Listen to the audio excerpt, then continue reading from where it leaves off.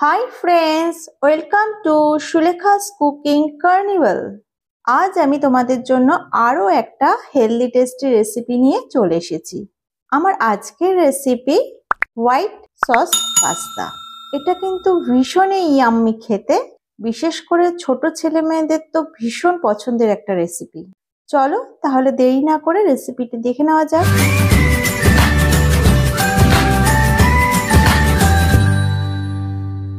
প্রথমেই আমি পাস্তাগুলোকে সেদ্ধ করার জন্য একটা পাত্রে বসিয়ে দিলাম জল। জলটা ফুটে উঠলে দিয়ে দিলাম 1 টেবিল চামচ রিফাইন্ড অয়েল আর পরিমাণ মতো নুন। এবার দিয়ে দিলাম একটা ছোট বাটির মাপে 2 বাটি পাস্তা বা 2 কাপ পাস্তাও বলতে পারো। সেদ্ধর সময় নুন আর তেলটা প্রথমেই তোমরা জলে দিয়ে দেবে, তাহলে পাস্তাগুলো ভেতরে একটা নোনতা স্বাদ হবে। আর তেলটা দেওয়ার জন্য একটা গায়ে একটা পাস্তা কিন্তু কখনো লাগবে না। 5 থেকে 7 মিনিটের বেশি কিন্তু একদম সেদ্ধ করবে না, তাহলে পাস্তাগুলো বেশি গলে যেতে পারে। দেখো পাস্তাগুলো এই রকম সেদ্ধ হবে, ভেতরে একটু শক্ত থাকবে কিন্তু। এবার একটা ছাঁকনির সাহায্যে জলটা ছেঁকে নেব। এবার একটা ফ্রাই প্যান গরম করে তাতে দিয়ে দিলাম 2 টিস্পুন রিফাইন্ড অয়েল।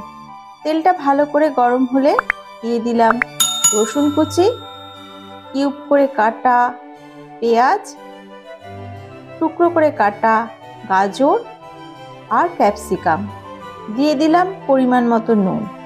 এই সমস্ত সবজিগুলোকে লো টু মিডিয়াম ফ্লেমে হালকা ভেজে নিতে হবে। হাই ফ্লেমে কিন্তু একদম ভাজবে না, তাহলে সবজিগুলো কালার চেঞ্জ হয়ে যাবে।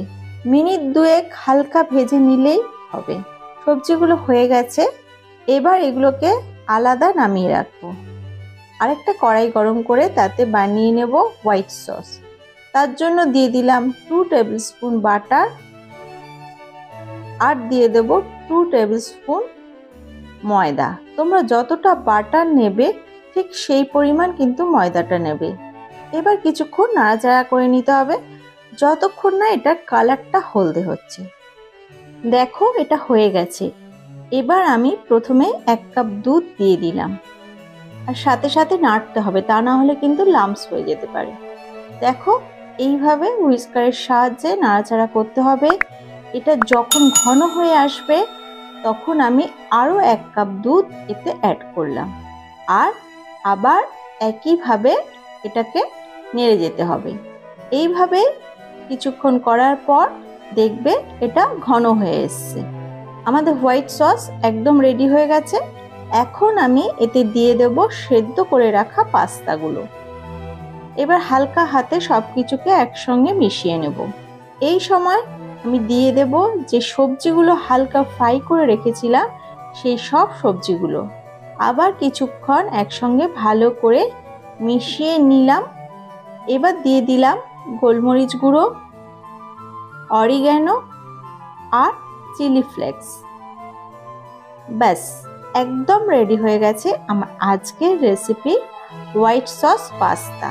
তো কেমন লাগলো বন্ধুরা আমার আজকের রেসিপি? ভালো লাগলে লাইক, শেয়ার আর কমেন্ট করতে ভুলো না কিন্তু। আর নতুন বন্ধুদের কাছে আমার অনুরোধ, নিচে থাকা সাবস্ক্রাইব বাটনটা প্রেস করে পাশের বেল আইকনটা অন করে দিও প্লিজ। তাহলে আমি চ্যানেলে নতুন কোনো ভিডিও আপলোড করলে সবার আগে তোমাদের কাছে নোটিফিকেশন পৌঁছে যাবে।